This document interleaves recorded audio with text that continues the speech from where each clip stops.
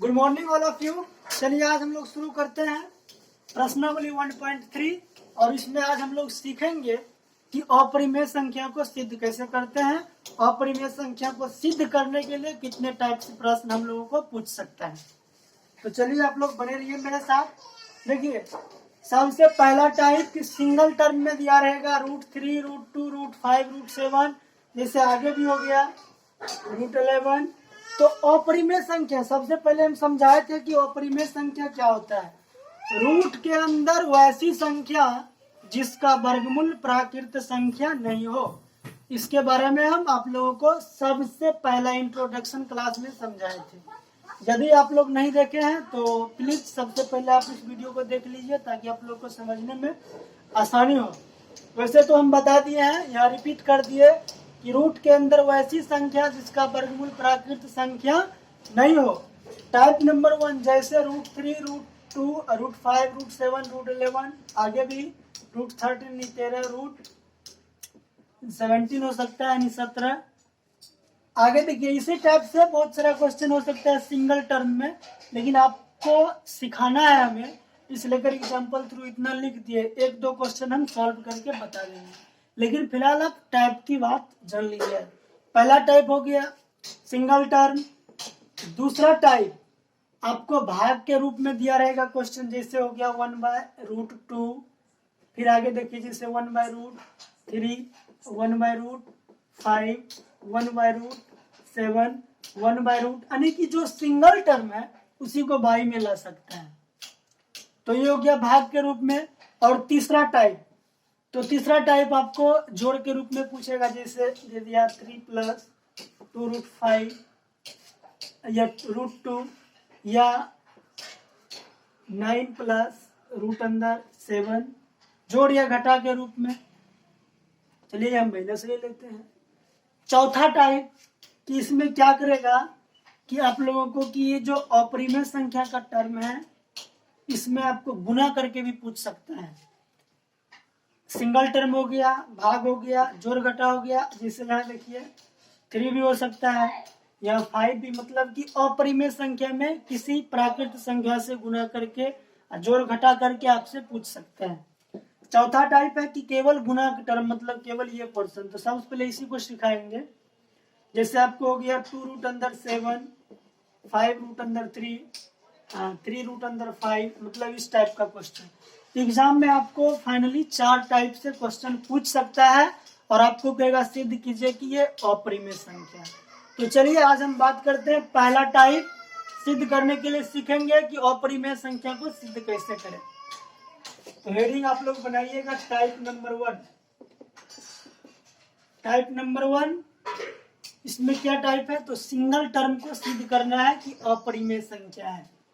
Question देते हैं, जैसे आपको पूछेगा कि √2 सिद्ध करे कि क्या, सिद्ध करे कि √2 एक अपरिमेय संख्या है।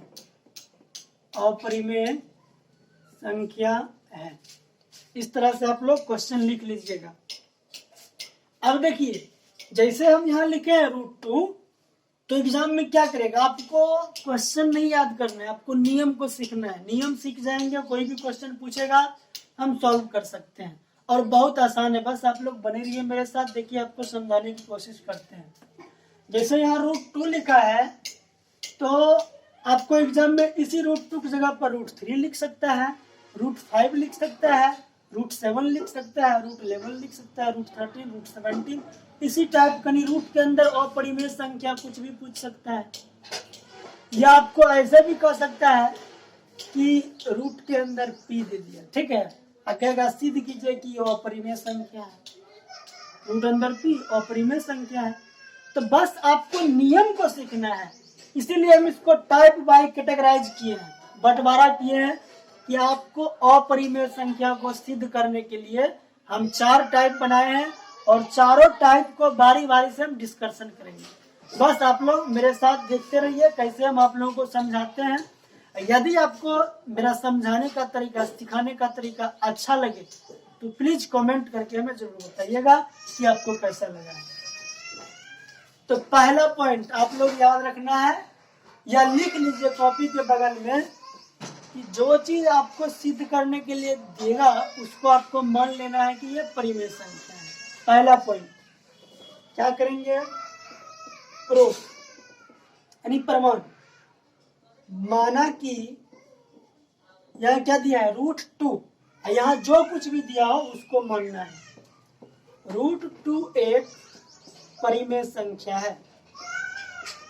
परिमेय संख्या मतलब वो कह रहा है कि वो अपरिमेय सिद्ध करने के लिए, और हमको क्या करना है, उसको परिमेय मान लेना है। ठीक है, तो इसको हम मान लिए, माना कि √2 एक परिमेय संख्या है। इसलिए अब देखिए, जब आप इसको परिमेय संख्या माने हैं तो आप लोग परिमेय संख्या की परिभाषा पढ़े हैं, जिसे p/q के रूप में लिख सकते हैं उसे परिमेय संख्या कहते हैं। इसलिए हम यहाँ क्या लिखेंगे, √2 बराबर p/q। p/q क्यों, क्योंकि इसको परिमेय माने हैं, इसीलिए इतना बराबर p/q होगा। अब आप चाहेंगे तो यहाँ लिख सकते हैं कि जहाँ p और q कोई पूर्णांक है या धनात्मक पूर्णांक है, लेकिन पूर्णांक हम इसलिए बोलते हैं कि पूर्णांक में प्लस और माइनस दोनों आता है, इसीलिए यहाँ हम लिख दिए जहाँ p और q कोई पूर्णांक है।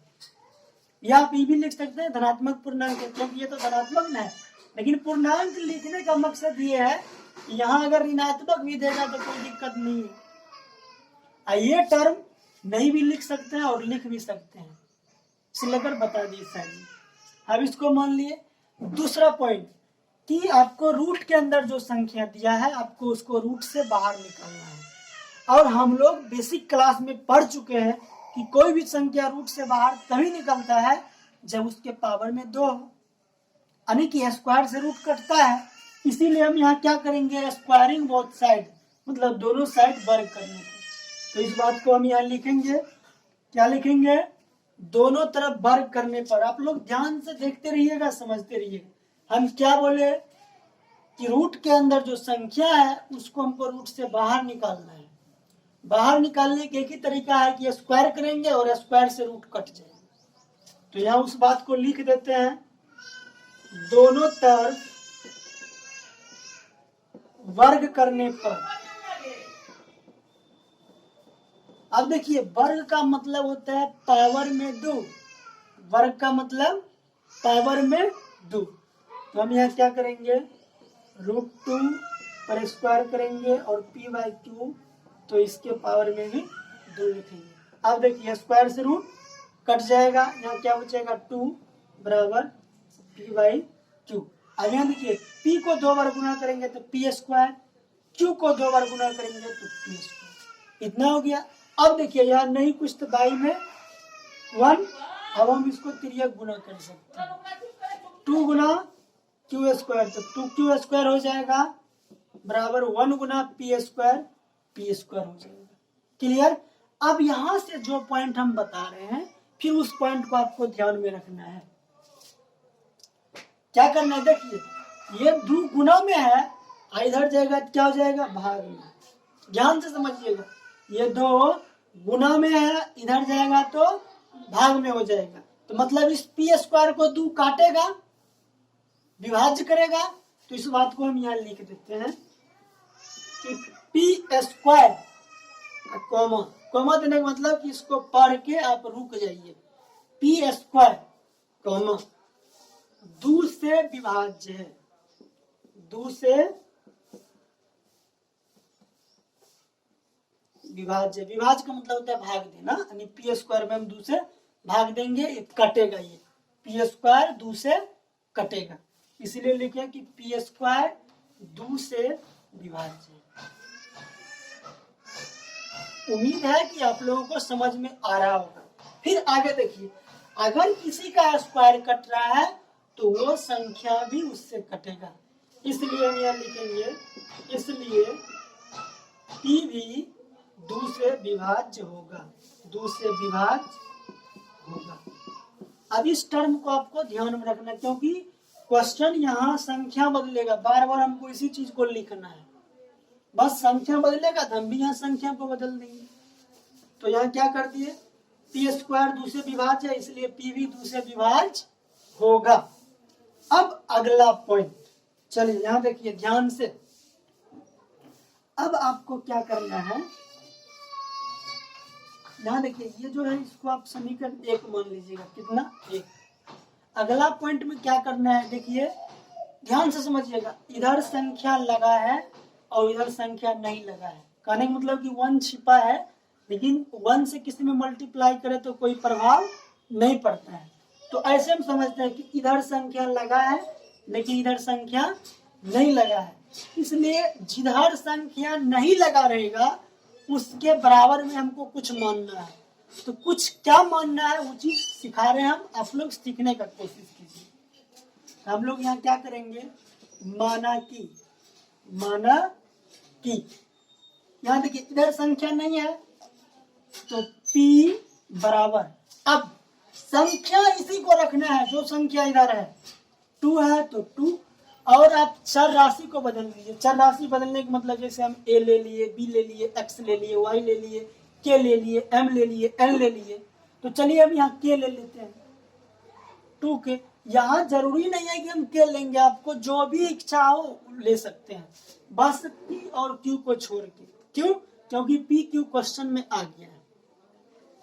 तो हम कोई दूसरा चर राशि मान लिए, माना कि p बराबर 2k। अब देखिए इस p का मान हो गया 2k, तो इस मान को हम समीकरण 1 में रख देंगे। तो यहाँ क्या लिखेंगे, समीकरण 1 में किसका मान, p का मान रखने, p का मान रखने पर। अब यहाँ देखो समीकरण 1 यहाँ है तो इस बात को यहाँ लिख लीजिए, 2q स्क्वायर बराबर p स्क्वायर। अब यहाँ 2q स्क्वायर हो गया, अब p, तो p बराबर कितना आया है 2k, तो हम यहाँ लिखेंगे 2k का स्क्वायर।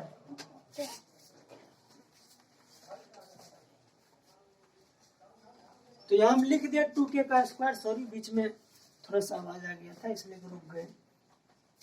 2q का स्क्वायर बराबर 2k का स्क्वायर, क्यों? क्योंकि p का मान 2k है और यहाँ p का स्क्वायर है, इसलिए इस मान का भी स्क्वायर होगा। अब 2q स्क्वायर बराबर, इसको स्क्वायर तोड़ लेना है, 2 को 2 बार गुना करेंगे तो 4, और फिर k को 2 बार गुना करेंगे तो k स्क्वायर। यह बीजगणित का गुना है। आप लोगों से रिक्वेस्ट है, यदि आप लोग को बेसिक समझने में दिक्कत हो रहा है तो प्लीज आप लोग हमारे चैनल को यूट्यूब पर जाके सर्च कीजिए और वहाँ हर बेसिक वीडियो बनाकर हम अपलोड किए हैं। आप लोग जाके बेसिक देखिए, को हर बात समझ में आएगा। बिल्कुल जोड़ घटा गुना भाग, अलजेब्रा के जोड़ घटा गुना भाग सब डाले हैं। आपको अगर किसी तरह का और भी बेसिक वीडियो चाहिए तो आप कमेंट करके बताइए, हम उसका वीडियो बनाकर आप लोगों के लिए अपलोड करेंगे। बस आप लोग मेरे लिए इतना ही काम कीजिए कि चैनल को सब्सक्राइब कर लीजिए, अपने दोस्तों से शेयर कीजिए, लाइक कीजिए। अगर किसी प्रकार की कोई दिक्कत हो, मैथ से जुड़ी समस्या, तो आप हमें कमेंट करके बताइए। चलिए आ जाइए अपने पॉइंट पर। तो हम क्या किए, स्क्वायर तोड़ लिए। अब देखिए 2 से 2 कटेगा तो 2 दूनी 4, तो q स्क्वायर बराबर यहाँ क्या हो जाएगा 2k स्क्वायर। ठीक है।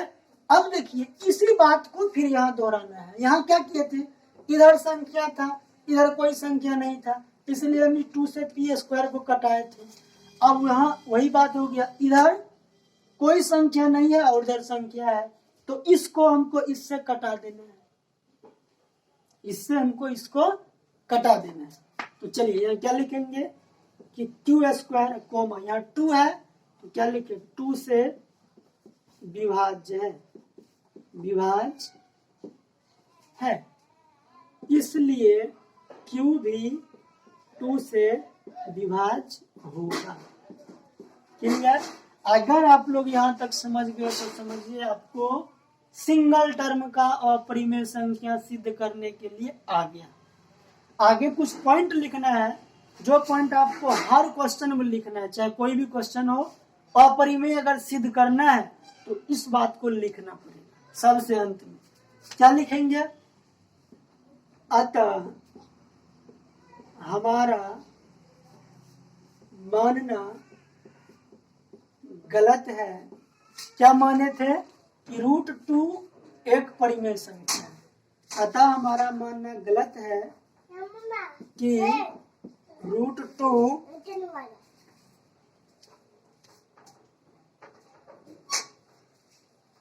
अतः हमारा मानना गलत है कि √2 एक परिमेय संख्या है। बीच में थोड़ा सा आवाज आ जा रहा है इसलिए डिस्टर्ब हो जा रहे हैं, इसके लिए सॉरी। अतः हमारा मानना गलत है कि √2 एक परिमेय संख्या है। क्लियर?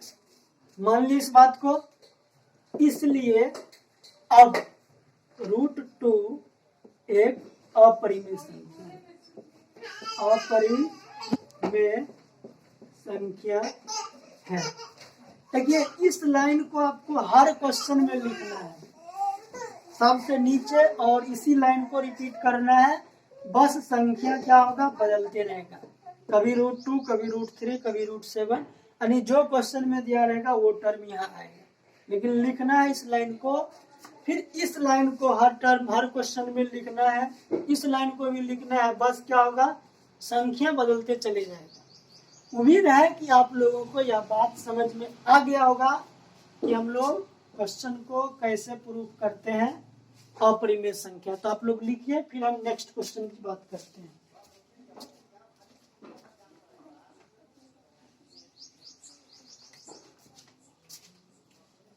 तो चलिए हम आगे बढ़ते हैं। आप लोग वीडियो को रोक करके अपना लिख लीजिएगा, फिर हम दूसरा क्वेश्चन की बात करते हैं।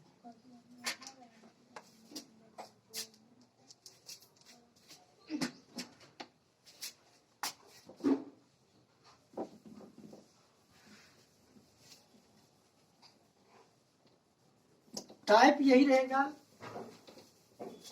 क्वेश्चन दूसरा ले लें, क्योंकि जितना क्वेश्चन बनाएंगे उतना प्रैक्टिस होगा और एग्जाम में हमसे कोई भी क्वेश्चन नहीं छूटेगा।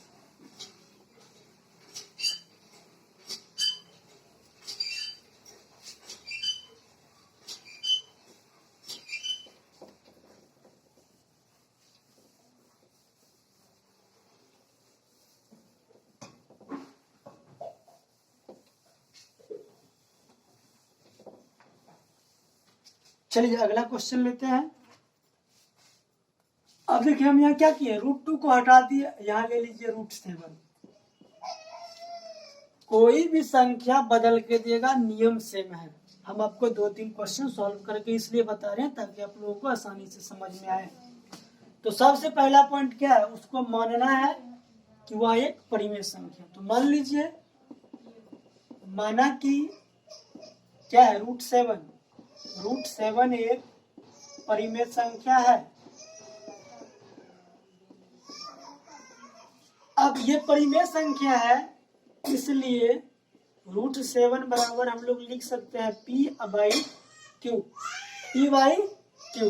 तो हम क्या बतलाए थे इससे अगला पॉइंट कि हमको रूट को किसी तरह कटाना है। तो क्या रूट कब कटेगा? जब हम दोनों तरफ वर्ग करेंगे। तो यहाँ हम लिख देते हैं दोनों तरफ वर्ग करने पर, दोनों तरफ वर्ग करने पर। तो वर्ग कर दीजिए, क्या हो जाएगा? √7 का स्क्वायर बराबर P/Q का स्क्वायर। अब देखिए स्क्वायर से रूट कट जाएगा, यह 7 अब बराबर यहाँ हो जाएगा P² अब /Q², क्योंकि इसको 2 बार गुना करेंगे P², Q को 2 बार करेंगे Q²। अब यहाँ नहीं कुछ तो बाई में 1, फिर यह गुना कर दीजिए। तो यह क्या हो जाएगा? 7Q का स्क्वायर बराबर 1 गुना P, तो P²।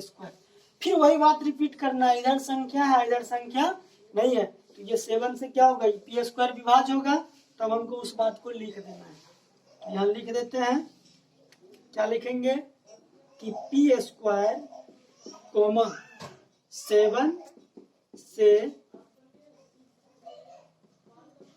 विभाज्य है, इसलिए P भी 7 से विभाज्य होगा। क्लियर? इस बात को लिख दिए। अगला पॉइंट क्या है कि अब देखियो इधर संख्या है, इधर संख्या नहीं है, तो हमको इसके बराबर में कुछ मानना है। तो हम यहाँ क्या लिखेंगे, माना कि संख्या क्या है, चर राशि p बराबर संख्या क्या है 7। तो 7 अचर राशि बदल लेना है। जैसे हम मान लीजिए कि m ले लेते हैं, m ले लिए, यह मान के चलिए हम x लेना है तो हम x ले लिए, तो p बराबर 7x। क्लियर। अब इस मान को आपको इसको एक मान करके इसमें रख देना है, इस मान को p का मान जो आया है। अब देखिए कभी कभी आपको क्या होगा, इधर p के तरफ मान रहेगा और q के तरफ मान नहीं रहेगा, तो बस बदल देना है, q बराबर मानना है, क्योंकि p में संख्या लगा रहेगा इसलिए हमको q के बराबर कुछ मानना है। तो कुछ कैसे मानना है, तो वो चीजें हम सिखा रहे हैं। संख्या सेम रहेगा लेकिन चर राशि बदल देना है। तो चलिए आगे बढ़ते हैं। अब क्या लिखेंगे, समीकरण 1 में, समीकरण 1 में p का मान रखने पर, p का मान रखने पर, तो 1 में रख दीजिए p का मान। 1 क्या है 7q² बराबर p²। तो 7q² बराबर p²। तो p का मान कितना है 7x, तो ये हम लिख दिए 7x। अब p का स्क्वायर है तो इस मान का स्क्वायर हो जाएगा। अब देखिए 7q² बराबर, इसका मतलब है इसको 2 बार गुना करेंगे, 7 7 49, x को 2 बार गुना करेंगे तो x²। अब इस 7 से इसको काटेंगे तो 7 7 49 कट जाएगा, तो क्या हो गया q² बराबर, यहाँ गया 7x²। अब देखिए इधर संख्या नहीं है, इधर संख्या है, तो मतलब इससे क्या होगा, कटेगा, ये चर राशि कटेगा। जैसे यहाँ इधर संख्या नहीं था, इधर संख्या था, तो इस संख्या से ये चर राशि कटेगा। क्यों, क्योंकि इधर गुना में, इधर आएगा तो भाग में। तो उस बात को यहाँ लिख देना है। क्या लिखेंगे कि q² 7 से विभाज्य है, विभाज्य मतलब कटना, भाग लगना, विभाज्य है, इसलिए q भी 7 से विभाज्य होगा। इसका मतलब कि जो ऊपर लिखा है सेम वही नीचे लिखेगा। अब इतना हो गया। और लास्ट में क्या बतलाए थे कि हर क्वेश्चन में उस पॉइंट को दर्शाना है। क्या, अतः हमारा मानना गलत है कि √7 एक परिमेय संख्या है, इसलिए √7 एक अपरिमेय संख्या है। बस सीधा हो गया। देखिए इसमें कुछ नहीं है, आप क्वेश्चन 2 4 10 क्वेश्चन बनाइएगा और आपका ये चीज कंप्लीट हो जाएगा। एग्जाम में आपको 3 नंबर आसानी से मिल जाएगा। 3 नंबर का ये क्वेश्चन पूछता है, लेकिन 3 नंबर आप लोग जानते हैं कि एग्जाम के लिए 1 नंबर काफी होता है। बहुत सारे ऐसे स्टूडेंट होता है जिनको 299 नंबर आता है और 1 नंबर के कारण उसका फर्स्ट डिवीजन छूट जाता है, और यहाँ 3 नंबर की बात है। तो इस लेकर आप लोग इसको सीरियसली लीजिएगा और सीरियसली सीखने का कोशिश कीजिएगा। हम आपको 2 टाइप क्वेश्चन, एक टाइप का 2 क्वेश्चन करके दिखा दिए। इसी तरह आप लोग HW में लिख लीजिए, इसी तरह आप लोग बनाइएगा। क्या, तो जैसे √3 हो गया, √5 हो गया, उसके बाद 11 हो गया, √13 हो गया, √15 हो जाएगा। ठीक है, इस तरह से इसको बना करके कोशिश कीजिएगा, बन जाएगा उम्मीद है, क्योंकि हम आसानी से समझा दिए। और इस चीज को आप लोग बार बार देखिए, अपने कॉपी में नोट कर लीजिए, बार बार समझने की कोशिश कीजिए। अगर नहीं समझ में आए तो यूट्यूब पर वीडियो अपलोड है, इसको डिलीट नहीं करेंगे, आप लोग फिर से जाकर सर्च करके इसको देख सकते हैं। हर चीज का प्लेलिस्ट बना है। जैसे आप लोग वास्तविक संख्या पढ़ा रहे हैं तो प्लेलिस्ट में जाइएगा, वास्तविक संख्या खोलिएगा, हर चैप्टर हर टॉपिक वहाँ अपलोड होगा, और जिस टॉपिक को आपको देखना है उसका वीडियो प्ले करके देख सकते हैं। यदि आप लोगों को यह वीडियो अच्छा लगा हो तो प्लीज़ आप लोग हमें कमेंट करके ज़रूर बताइएगा, और अपने दोस्तों से शेयर कीजिएगा ताकि उसको भी सीखने का मौका मिले और अधिक से अधिक लोगों तक यह जानकारी पहुंचे। तो हो सकता है कि कोई प्रश्न नहीं पूछता है, कोई प्रश्न पूछे तो उसके माध्यम से उसका जब रिप्लाई देंगे तो बहुत सारे स्टूडेंट को सीखने का मौका मिल जाएगा। इसलिए कर आप लोग प्लीज मेरे लिए इतना जरूर कीजिएगा, क्योंकि हम आप लोगों के लिए मेहनत करते हैं। और आप लोग हैं कि वीडियो देखते जरूर हैं, लेकिन कोई स्टूडेंट कमेंट करके नहीं बताता है, जिसके कारण से हम कभी कभी बीच में वीडियो बनाना बंद कर देते हैं। हमको लगता है कि विद्यार्थी को मतलब कोई क्वेश्चन पूछना ही नहीं है, वैसा हम पढ़ाते हैं वीडियो, वैसा हम बता देते हैं कि हर एक बेसिक पॉइंट को तोड़ कर समझा देते हैं, तो विद्यार्थी को कोई प्रॉब्लम नहीं होता है। लेकिन आप लोग कमेंट में कुछ ना कुछ लिख कर जरूर भेजिए। कैसा आपको अच्छा लगा तो अच्छा लिख कर भेजिए, खराब लगा तो खराब लिख कर भेजिए। जैसे होता है ना, बहुत स्टूडेंट गुड मॉर्निंग सर या ऐसे वैसे जो भी है, प्रणाम सर, अगला चैप्टर का वीडियो अपलोड कीजिए या नेक्स्ट क्वेश्चन बताइए। कमेंट में आप मतलब आप क्वेश्चन समझ गए तो कुछ अदर बात लिख सकते हैं, कुछ अगले वीडियो को मांग कर सकते हैं, यही हुआ कमेंट करना। लाइक कीजिए, चैनल को सब्सक्राइब कर लीजिए और दोस्तों से शेयर कर दीजिए। तो चलिए, thank you watching this video, bye see you next class next time.